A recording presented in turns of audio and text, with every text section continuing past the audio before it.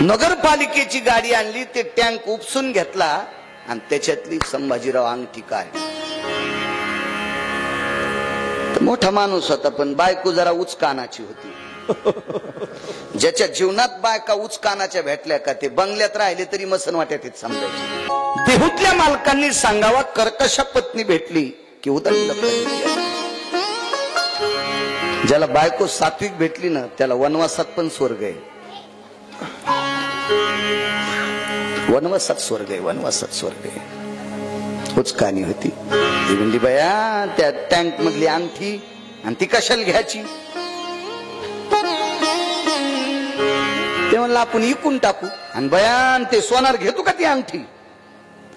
हिचं memory card जरा उघडलेलं होतं. जरा उघडल्या फोन लागत नाहीत ना, रेंज धरीत नाहीत कार्ड उघडल्या, तसं ते उघडलेलं कार्ड होतं तिचं. आणि गोळ्या घेईन तर संपाल त्या डबक्यातल्या. त्याच्यामुळे ती सगळी खापरी तिची उलटी झालेली होती. यानं ती अंगठी धुवून एका कपड्यात नेली, सोनाराला दिल्याबरोबर 63,000 रुपये तोळ्याने विकत घेतली. पैशाचं गठोडं टेकलं. बाई कशाचे पैसे येत, अंगठी विकली, इतके पैसे. आणि सोनार येडा होता काय. ते म्हणला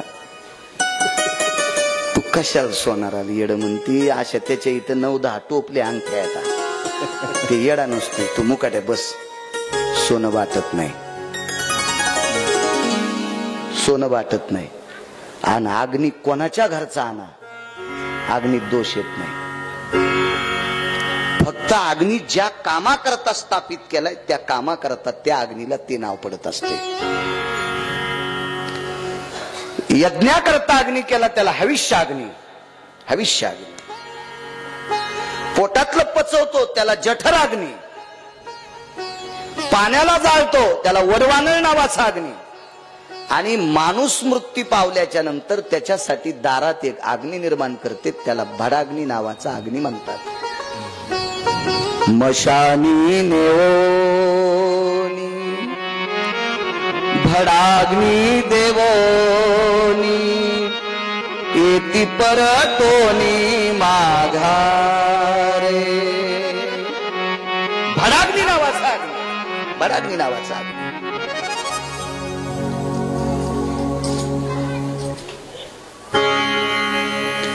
भडाग्नी नावाचा अग्नी ज्यानं पाहिला त्यानं कोरड्या कपड्यानं घरी जायचं नाही, किंवा कोरड्या कपड्यानं घरात प्रवेश करायचा नाही. बायकोल म्हणायचं दारात चौकात बकेट भरून ठेव, त्यानं आंघोळ करायची मग मधात जायचं. कधी जाण्याचा अधिकार.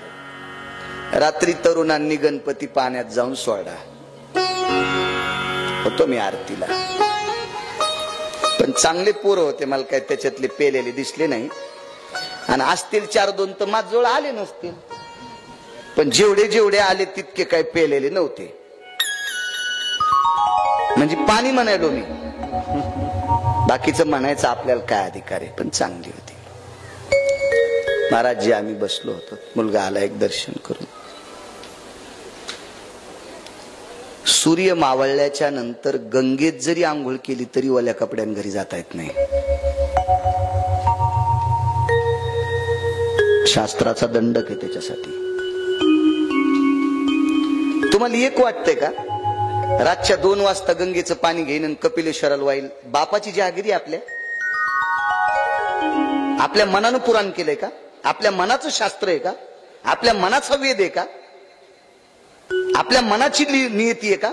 नाही नाही नाही, त्याला मर्यादा येतात. राजे हो, या विश्वातल्या न्यायशास्त्र ज्यानं केलंय, आवेळी गंगेत आंघोळ केल्यामुळे त्याच्या पत्नीवर संकट आलं. त्या व्यक्तीचं नाव आहे मुनिश्री गौतम. जगात 222 स्त्रियापैकी एक सुंदर पती, 222 स्त्रियापैकी 1 नंबरची सुंदर होती. तिचं नाव होतं अहिल्या. महाराज, तिला सुद्धा निद्रा आहे, तिला सुद्धा नियम आहेत, तिला सुद्धा मर्यादा आहे.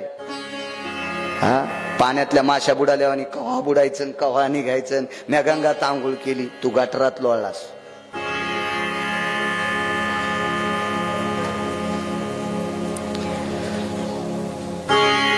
तुम्ही ग्रामपंचायतचे सदस्य सरपंच सासरवाडीला गेला, बायकोनी त्याला घेऊन गेली सासरवाडीला, असं काय तिथं लाडू बिडू केले असते, नाहीत मसळ गेली असन, म्हणून त्याची बायको म्हणली चला माया माहेरात दूध खाला, बोक्या ऐकतो.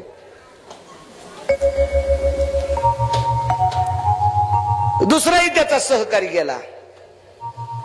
आता एका एक दोन माणसाला सही शिक्क्या रहिवाशी प्रमाणपत्र काय घ्यावं लागतं ना त्यांच्याकडून ग्रामपंचायतचं. मग एक दोन माणसं गेले, आम्हाला याच्यावर सह्या पाहिजे. दुपारी गेले, 4 वाजता गेले, 5 वाजता गेले, 6 वाजता गेले, 7 वाजता गेले, 8 वाजता गेले, 9 वाजता गेले, 10 वाजता गेले, 11 वाजता गेले.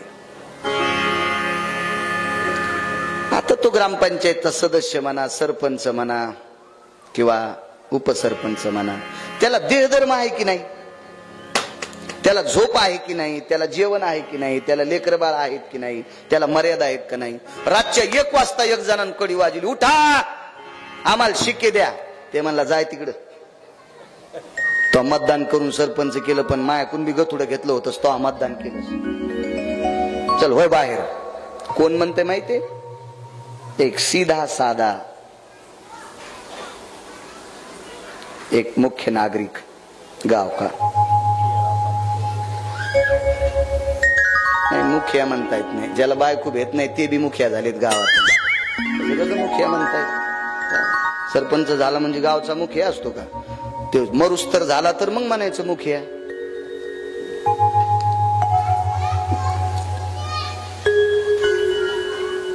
रात्री बेरात्री त्याला जर उठवलं तर राग येतोय.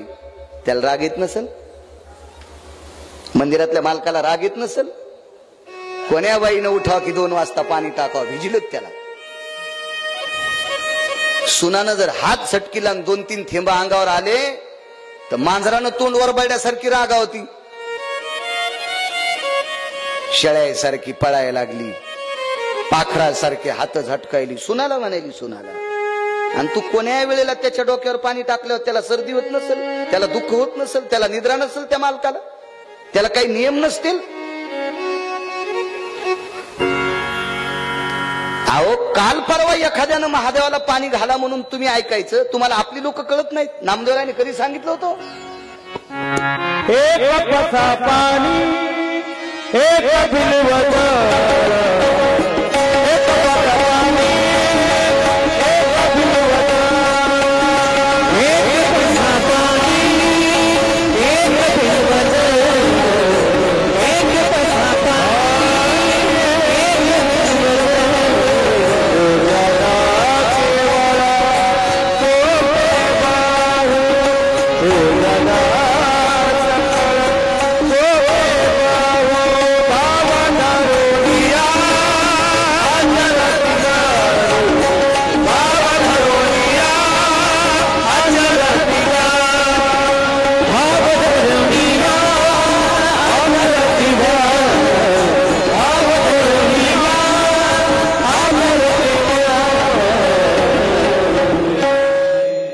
आजची परंपरा नाही, आजची परंपरा आहे.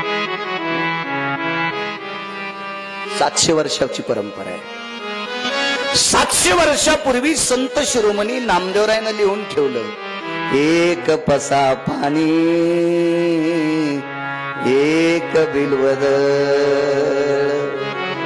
एका बाईला नामदेवराय कळाले नाही, एकाही माणसाला नामदेवराय कळाले नाही. आपण पाकिस्तानात जन्मलोत का? अरबस्तानात जन्मलोत का? तुर्कस्तानात जन्मलोत का? मी काल बोललो तसं तुम्हाला घरच्या गाईला वैरण टाका वाटत नाही.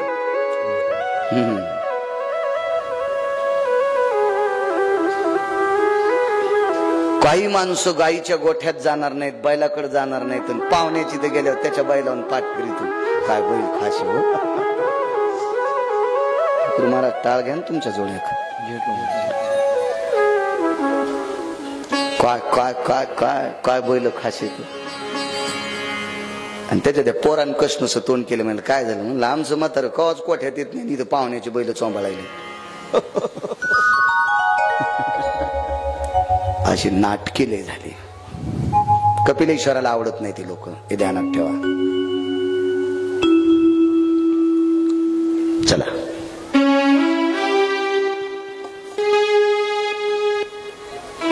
पवित्रता, स्पर्शापर्श पहिल्यापासून सांगितलं. तुम्हाला एक सांगू का, बैलाला आणि गाईला जर खुरकूत आला, बरोबर आहे पकरू महाराज, आणि हे बैल चांगल्या बैलासोबत गेले तर त्याच्या वासानं त्याला खुरकूत येतोय. म्हणजे स्पर्शाचा दोष जनावराला पण आहे. मग तो आम्हाला का नाही? तुम्ही आम्हाला कशा करता नाही? मला याच्यावर सांगायचंय, चुकीच्या माणसाचं आभूषण, चुकीच्या माणसं, आता तुम्ही म्हणताल सोनं बाटत नाही, पण त्याला काही वेगळं करावं लागेल ना. सोनारानं अंगठी घेतली म्हणजे तशीच थोडी विकली. तुमची उगाळलेली चोपडी झालेली त्यानं मुशीत टाकली विष्णुबुवा, तिला तापवलंय, तिचा गोळा केलाय, पुन्हा दुसरे अलंकार केले, ते रिकाम आहे का? तुम्हाला एक आठवतं का, आपल्याकडे सुतक पडल्याच्या नंतर 11व्या 12व्या दिवशी, आता पैसे कमी असल्यामुळे लगेच डेरे फेकून देत नव्हते मातीचे, एवढ्या एवढ्या काड्या जमा करीत, त्या काड्या पिटवीत आणि त्याच्यावर डेरा पालथा घालीत, भाजला, डबल तापिला की डेरा शुद्ध, पाण्याचा माठ शुद्ध. शास्त्र आहे त्याच्या पाठी. मुकुट डोक्यावर घातला, शुद्ध अशुद्ध असेल ते बाजूला ठेवून द्या. पण राजा परीक्षिती प्रवास करत असताना तो जरासंधाचा मुकुट डोक्यावर घेतला आणि डोक्यावर कलीचं अधिष्ठान झालं.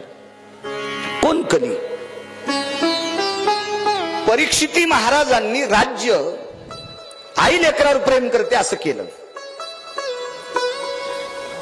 माझ्या वाचनात ठराविक राजा आले संभाजीराव, त्याच्यापैकी या भारत देशातला चंद्र सूर्याच्या प्रकाशाला, कारण छत्रपती शिवाजी महाराजांना दुसऱ्या देशात शिवाजी महाराज म्हणत नाहीत, उगवता सूर्य, उगवता तारा किंवा पौर्णिमेचा चंद्र. छत्रपती शिवाजी महाराजांना या या या उपमेनं बाहेरच्या देशात संबोधतात. आता आपल्याला ते कळत नाही, ज्याच्या गावाला गंगा त्याच्या गुडघ्याला सांगा.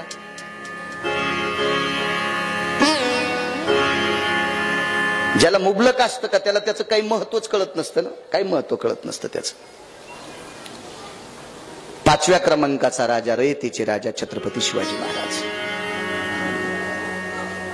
मी राजांची यादी सांगेल, तुम्हाला जास्त नाही सांगणार. भगवान प्रभू रामचंद्राच्या अगोदर एक राजे झाले, ते भगवान प्रभू रामचंद्राच्या आजोबाच्या समकालातले राजे होते, दशरथाच्या नाही, अज राजाच्या. अज नावाचा राजा, यांच्या पोटी दशरथ जन्माला आले, दशरथ राजाच्या पोटी प्रभू रामचंद्र जन्माला आले. तर अजपाल राजाच्या समकालातला एक राजा होता, त्या राजाचं नाव होतं चक्रवेन नावाचा राजा. प्रभू रामचंद्र जगाचे मालक जरी असतील तरी रावणानं प्रभू रामचंद्राला जर्जर केलं, तर जर्जर. रामायण ऐकता तुम्ही? खूप लोक रामायण सांगतात ना आमचे. रामायण सांगायचा अधिकार त्यालाच आहे जो भावाला नीट बोलतो त्याला. भाई के साथ जो झगड़ा करता ना, उन्होंने रामायण ग्रंथ को स्पर्श भी करे तो दोष लगता. भावासोबत जो भांडण करतो का त्याला रामायणाला हात लावायचा सुद्धा अधिकार नाही, तर सांगायचा काय अधिकार?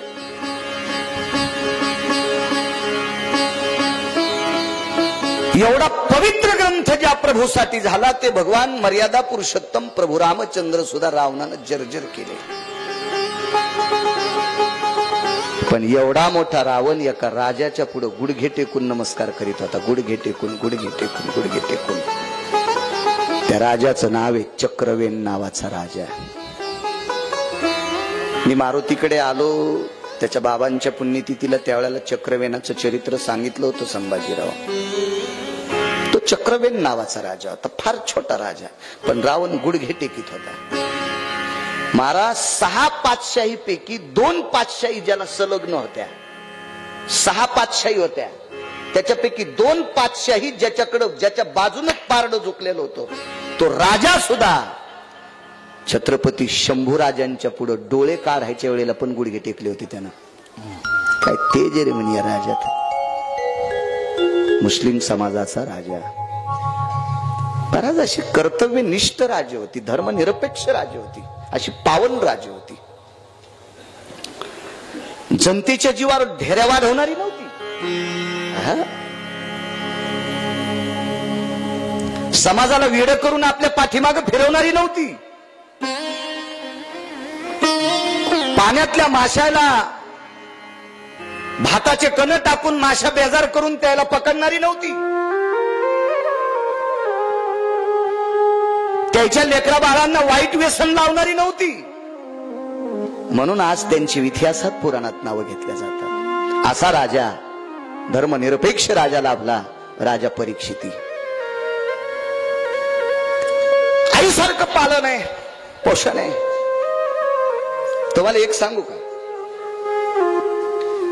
बापू विनाकारण एखादं पोरग शाळा सोडून त्याचं काम सोडून आपल्या सोबत जर आपण फिरवित असेल तर त्याचं पाप लागते बरं आपल्याला. त्याचं पाप लागते. ठीक आहे, तो मारुती बावडे काका सेवा करतोय आपली, त्याचे भाऊ असतील, सगळे असतील सेवा. ठीक आहे, 5-7 दिवसापुरती. पण याच्यानंतर नांदेड जिल्ह्यात कधी जरी आलं, कधी बी महिन्यात 5-6 वेळेस आलं, ये मारुती ये मारुती, अरे त्याला संसार आहे, त्याला लेकरं आहेत, त्याला सगळ्या गोष्टी येतात. आम्ही आमच्या स्वार्थासाठी या महाराष्ट्राच्या मातीतले तरुण काम करण्याचं सोडून आमच्या माग फिरत असू तर आमच्यात आणि रावणात कवडीचा फरक नाही. हे भ्रष्ट महाराजेत समजायचं, हे नालायक महाराजेत समजायचं. तुम्हाला वाटतो का माळी घातल्यालाच लय शहाणा असतो? रोज सकाळी उठल्याच्या नंतर आपल्या शेतीत जो निष्ठेनं काम करतो का पारवेकर, निष्ठेनं काम करतो का, तो हजारो कीर्तनकाराच्या बरोबरीचा असतो. कारण त्यानं पिकवलेल्या ऊसाची साखर अख्खा भारत खातोय. त्यानं पिकवलेल्या सोयाबीनचं तेल अख्खा भारत देश खातोय. त्यानं पिकवलेले गहू अख्ख्या भारत देशातले लोक खातात. त्याला सामान्य समजिता का शेतकऱ्याला? लेकराला काम सोडून फिरवायचं नाही आमच्या लोकांनी. आणि तुम्हाला बी एक सांगतो, धर्म म्हणून,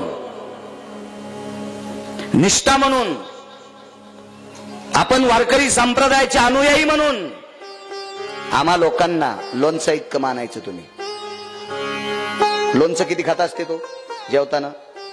थोडस. वरणा इतकं, भाता इतकं, भाजी इतकं किती खाता असते लोणचं? थोडस. लोणचं इतकं तुम्ही आम्हाला मानायचं. आणि तुम्ही जर वरणा भाता इतकं आम्हाला मानत असाल, मग आम्ही आमचे संसार तुमच्या जीवावर सोन्याचे करायलो आणि तुम्ही असेच का भिकारी?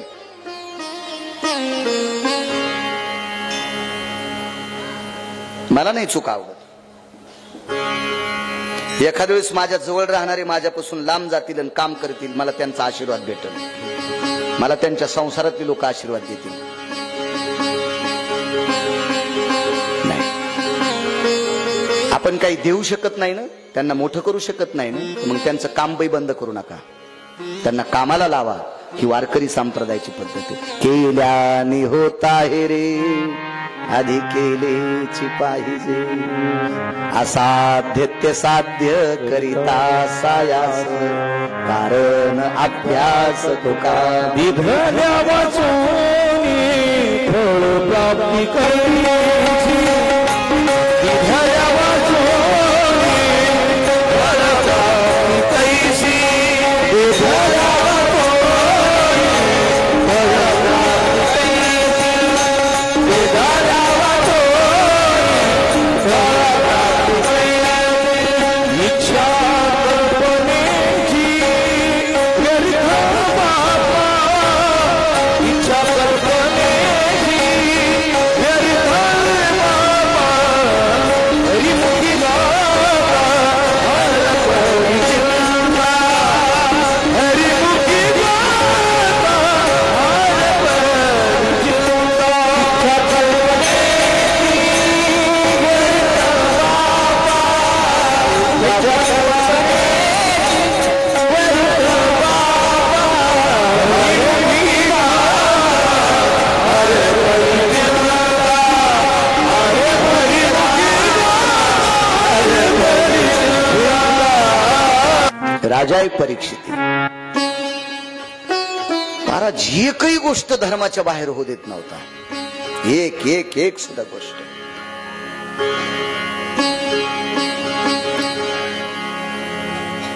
आणि चांगलं वागणारा राजा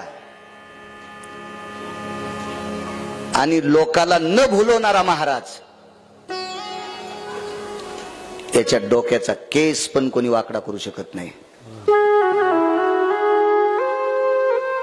समर्थ सद्गुरु रामदास स्वामींच्या समकालातली 5 लोक होती, त्याला पंचायतन म्हणतात. आपण ज्या दिवशी वारीला गेलो त्या दिवशी फकीरराव महाराज तुम्ही नव्हते, दुसऱ्याला नेण्यामुळे तुम्ही तिथं थांबले पंढरीत. तर आम्ही एका समाधी स्थळावर गेलो, सद्गुरु रंगनाथ स्वामींची समाधी. तर त्या समाधीच्या मंदिराचा जीर्णोद्धार छत्रपती धर्मवीर शंभूराजांनी केला. शंभूराजांनी केला. तर त्याचं एक कारण आहे का, त्या परिसरातून बादशाह जात होता. बादशाह जात असल्यामुळे सकाळी वेदाचे मंत्र ऐकायला भेटले,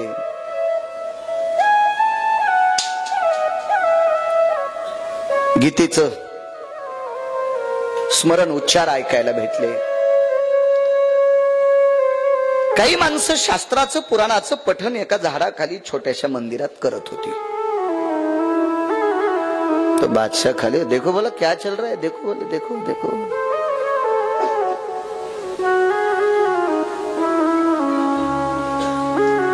कोई हिंदू के लोग आए, बोले कुछ तो कुछ पठन हे बोला के ला, बोले तर राजा आहे तू, मोठ्या पुढे काय चलते, बळविने शक्ती बोलू नये. माझं मत आहे आजही कोणी नाव ठेवू शकत नाही कोणाची मायवेली. काय कोणाची हिंमत नाव ठेवायची का? कोणाला इथं, कोणाला इथं, कोणाला इथं, कोणाला पायाखाली. या राजानं कधीच धरलं नाही. त्याचं नाव रयतेचा राजा छत्रपती शिवाजी महाराज. अशी वृत्ती संप्रदायात पाहिजे. आमच्याकडे कसं असतं माहितीये का, एखाद्या माणसानं पाया पडून 500 रुपये दिले की तुमचं नाव काय, गाव काय, पोरं किती, बरं चाललंय का, चांगलं आहे का, बर बर बर बर बर बर, येत जा कीर्तनाला. सोंभाळ्या कुठला हलकट महाराजेस तू, हलकट. आणि कोणी नुसतं पाया पडलं की बर बर बर मी हो हो हो भेटू, या या. अरे तू उसातला सर्प आहेस, नालाय का? तुला कोणी पैसे दिले म्हणजे त्याला चांगलं बोलवतो, एखाद्या निष्ठावंत वारकऱ्यानं गरीबानं तुझ्या पाया पडलं की त्याची झिडकारणी करतो. मूर्ख महाराज आहेस तू, मूर्ख आहेस, नालायक आहेस तू. बघा अधिकार तत्वावर वागलेल्या महाराजांचा अधिकार किती मोठा असतो. बोलवलं राजानं, कौन है अब? यही हमारा नाम है जी. क्या करते हैं? गुरु जी की सेवा करते. कौन गुरु जी? रंगनाथ स्वामी. कहाँ है?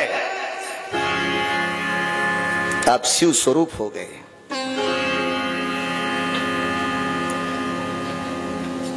आप समाधिस्थ. कबर में है. चल समाधी काय करायची, कबर. आणि काय नसतं, शब्दभेद असतो. आपण समाधी म्हणतो ते कबर म्हणते, आपण समाधी म्हणतो ते थडकं म्हणते. इतकाही फरक आहे. रसोदीर्घाचा वेलांटीचा, बाकी दुसरं काय नाही. ठीक उडा दो उनको बोले. आता एका माणसाला उडवायला काय मोठ्याल्या तोफीची गरज नव्हती. ती बारकी तोफ, छोटीशी तोफ, त्याच्यात छोटासा गोळा टाकला, माती भरली, गोळा टाकला, पुढून माती ठासली, वात बाहेर काढली, समोर उभं केलं, तळेल दिशी तोफ उडाली. पेटीनारच मेलं. विष्णुबुवा पेटीनार मेलं, उलटी येत असती तोफ. ज्याची खरी सेवा त्याच्या भय काय जीवा, त्याच्या भय काय जीवा, त्याच्या भय काय जीवा. ज्याची खरी सेवा त्याच्या भय काय जीवा, त्याच्या भय काय जीवा.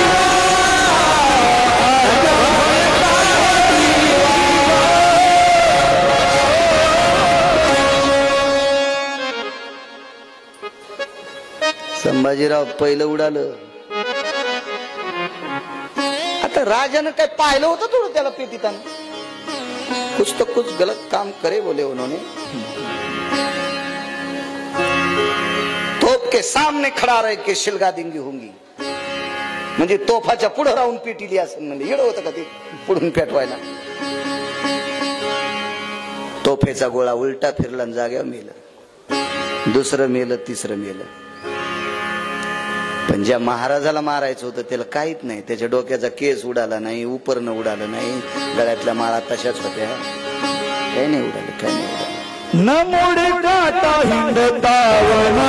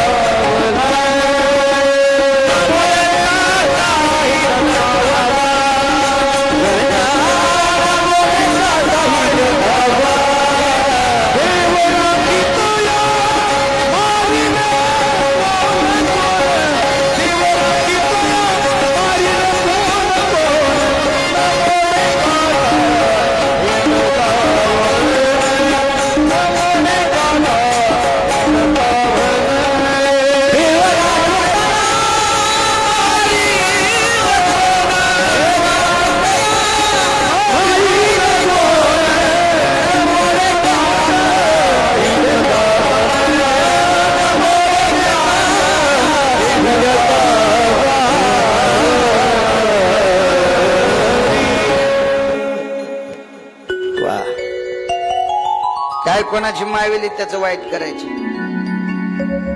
बादशाह हताश झाला. सज्जनांनो हताश झाला. इनके गुरुजी का मंदिर कैसा है देखो भला.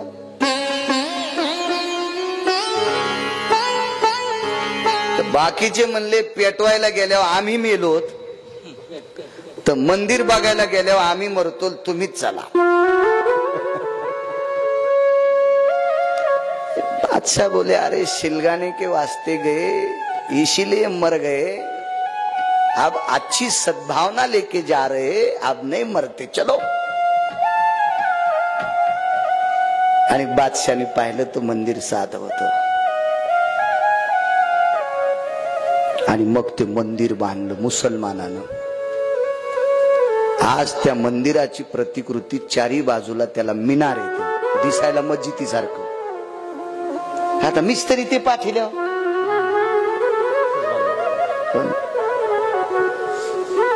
एक जणाच्या पोराचं लग्न, मित्र होता येवन,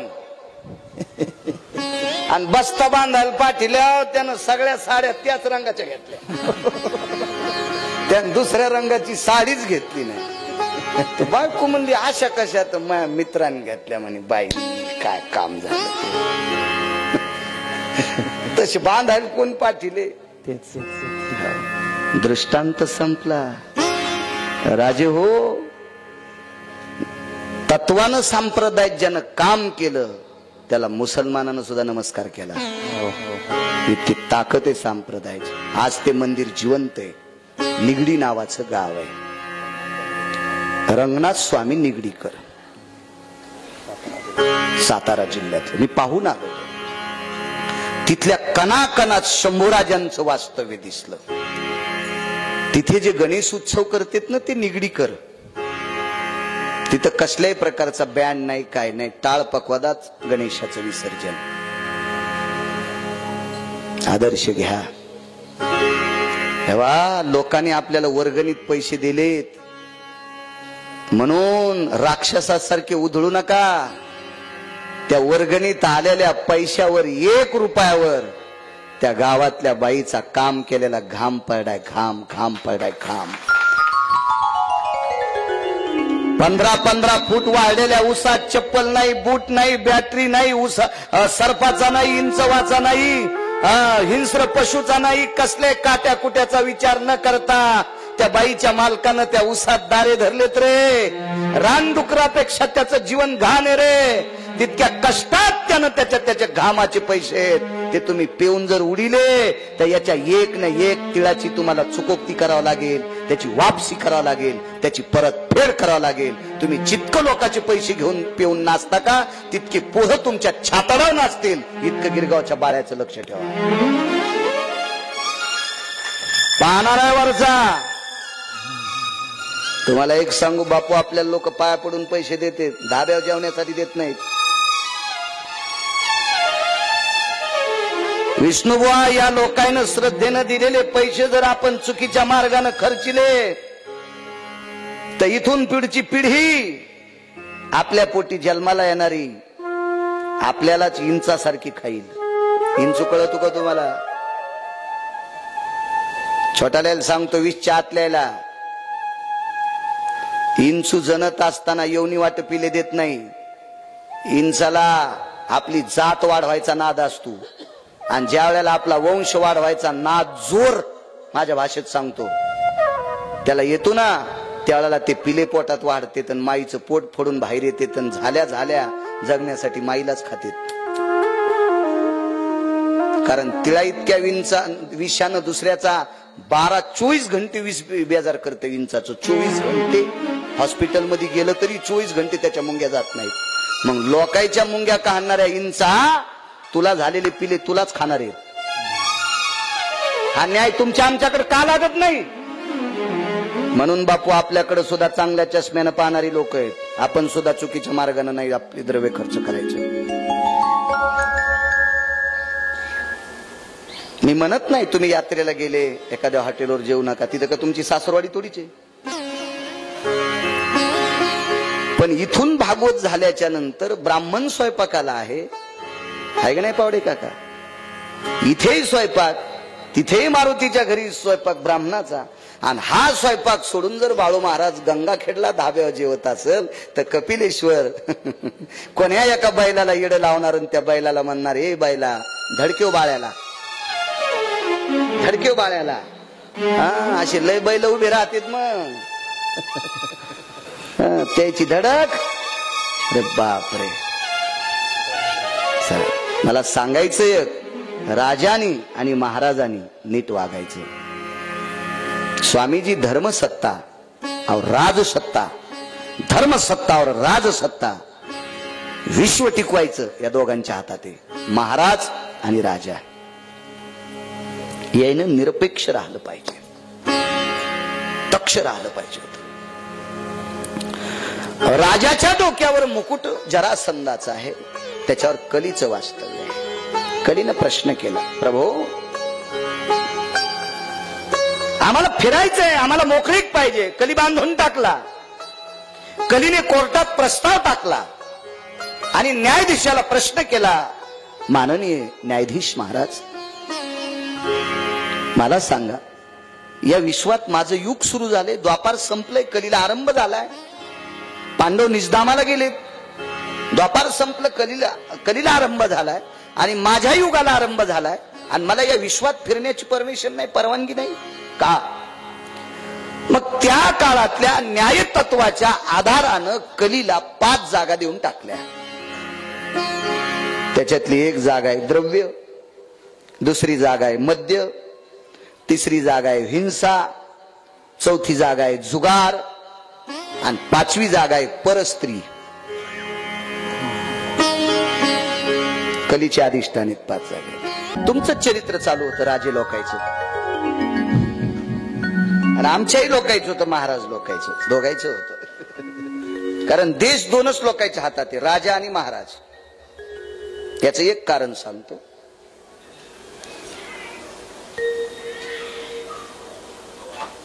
राजसत्तेतलं पाप आणि धर्मसत्तेतलं पाप वाढलं की देशावर संकट येत असते. मद्यपान करून चाली म्हणणारे भजने जास्त तयार झाले की देशावर संकट आलं समजायचं. चुकीचा परमार्थ करणाऱ्या लोकांना तुम्ही उचलून धरलं की देशावर संकट आलं समजायचं.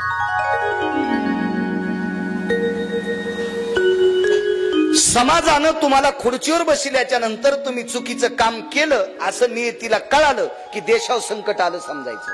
राजसत्तेतलं धर्मसत्तेतलं पाप देशावर संकट आणू शकतंय. म्हणून या देशाचे राजे लोक आहेत ते ग्रामपंचायतच्या सदस्यापासून तर राष्ट्रपतीपर्यंत, तर रामकृष्ण हरी ज्याला म्हणता येते आणि ज्याला लाखो श्लोक पाठ आहेत त्या महाराजापर्यंत ह्या दोन लोकांच्या हातात देशाचं अस्तित्व असतंय.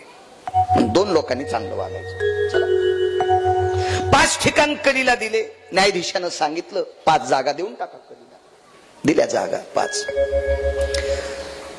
पहिली जागा धनात आहे. धनात, द्रव्यात. एका माईच्या कुशीतून जन्माला आलेले वडिलांच्या एकाच तत्वानं परिपूर्ण झालेला पिंड, सख्खे 2 भाऊ. ईदभर बांधासाठी आपण पेपरवर, टीव्हीवर, रेडिओवर साहेब बातम्या पाहिल्या. एका भावाने एका भावाचा खून केला. झालं काय? बांधावून भांडण. धनात कली आहे. द्रव्याची मागे कळकाळा, द्रव्याची मागे कळकाळा,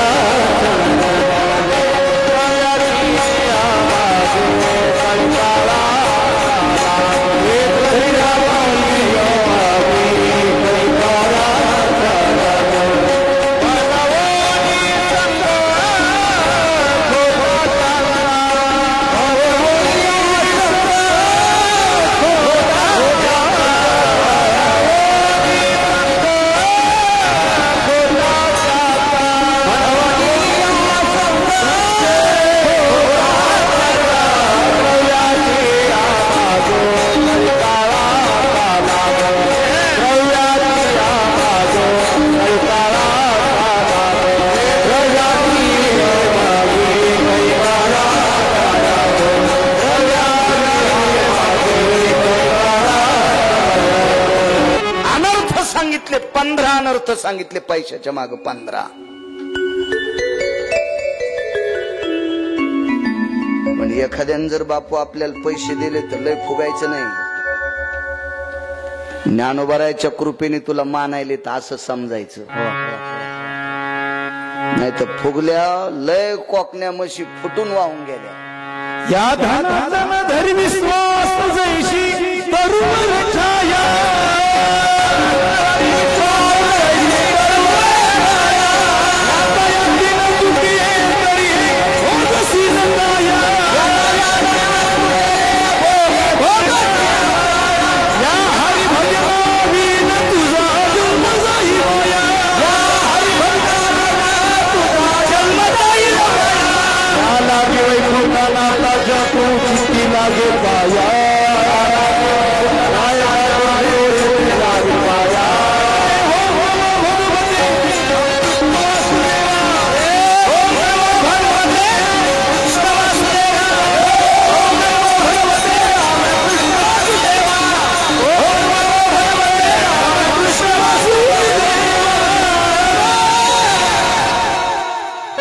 सोनं.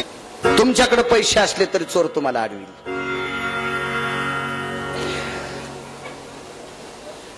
30, 35, 20, 22 वर्षापूर्वीच्या महाराजाला एकाही चोरानं अडविलं नाही. आता आमच्या लोकांना कीर्तन झाल्यावर इतकंच म्हणावं, पलीकडे कोपऱ्यावर चोर हाणते. ते म्हणते मारुती इथं झोपतो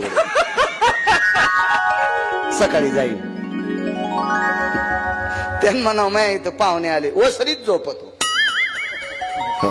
नाही नाही पाऊस सुरू आहे. गाई म्हशीच्या कोट्यात झोपतो. काय महाराज जा तू गाडी घेऊन. त्याला माहिती आहे हे हांत बिन पाकिट घेत.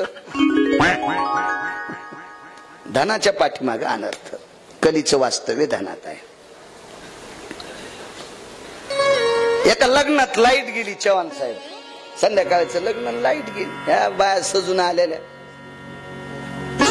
पण लाईट गेल्यावर ज्याच्या गळ्यात ओरिजिनल दागिने आहेत का त्यानं असे झाकून घेतले. आणि ज्याच्या गळ्यात बेंटेकचे होते त्या मस्त आईस्क्रीम खाऊ लागल्या खुर्चीवर बसून. चोट्टे आले तोडून नेले. त्या म्हणल्या नेऊ द्या हायतच काय किंमतीची. धनाच्या पाठीमाग भीती राजू. भीती भीती भीती भीती. लोकांना दिलेलं धन विष्णू महाराज आपण जर साधनेत नाही खर्चिलं तर त्या बाई झुंजा तू. असे कवच असते धनाच्या. अनर्थाचे कवच असते. अनर्थाचे. कालच्या वारीला गेलो डोळ्यात पाणी आलं. एक सामान्य वारकरी चव्हाण साहेब, त्या वारकऱ्याचं नाव आहे सदाबाबा नावाचे वारकरी.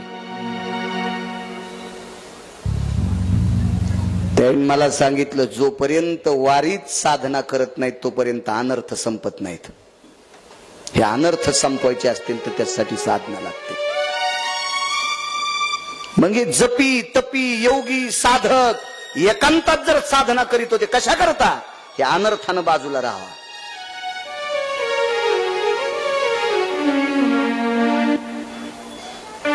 गुरुवर्य डोंगरोजी महाराजांचा एक सिद्धांत सांगतो. राजा परीक्षितीनं मूर्ख राजाचा मुकुट डोक्यावर घातला म्हणून अनर्थ, आणि एक चूक केली प्रवास करत असताना, उत्तरेचं दर्शन घेतलं नव्हतं.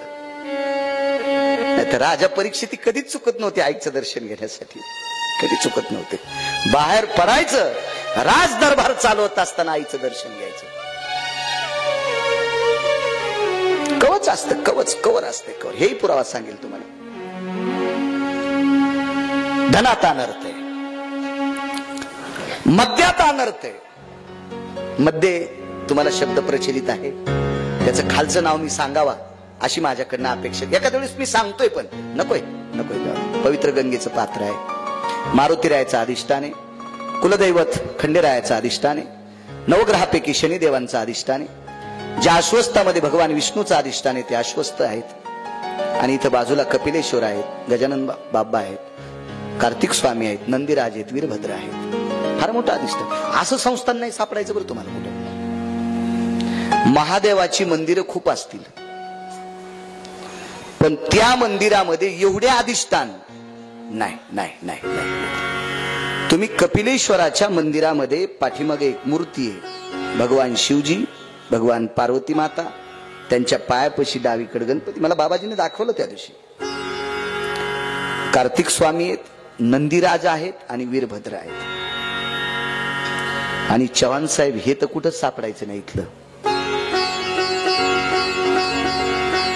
विश्वातला एक नंबरचा संन्याशी, विश्वातला एक नंबरचा, आणि बाजूला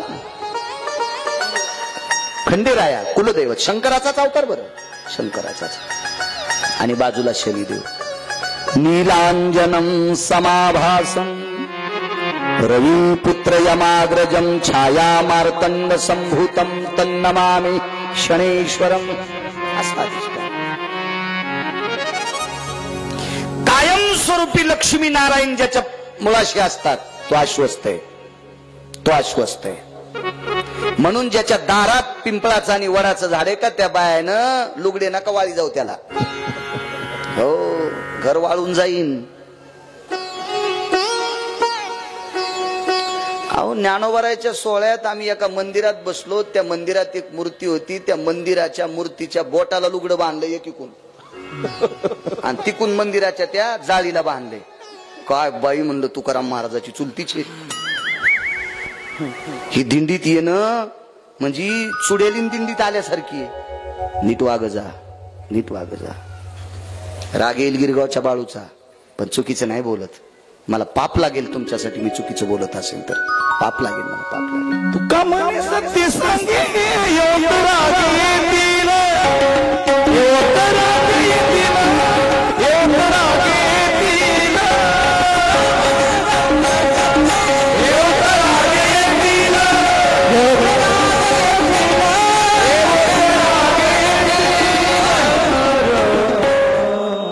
बरं आहे म्हणले, खरं सांगितलं, कोणाला राग आला तरी येऊ द्या.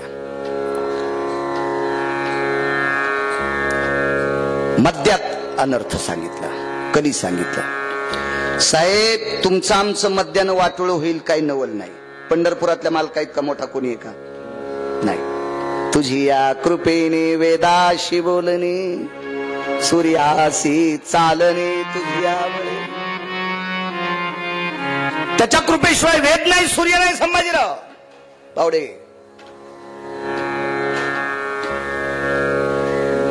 धानोऱ्याची बरीच मंडळी, त्यांनी खूप स्वागत केलं हो. सकाळी खूप स्वागत केलं, खूप जावयापेक्षा स्वागत. आणि आकारातच करी जा बरं आमच्या लोकांचं स्वागत. लय केलं की आमचे लोक बी उतू येते, त्याच्यामुळे हिशाबात करी जा. हो, तूप चारी जा, पण आंघोळी इतकं नका देत जाऊ.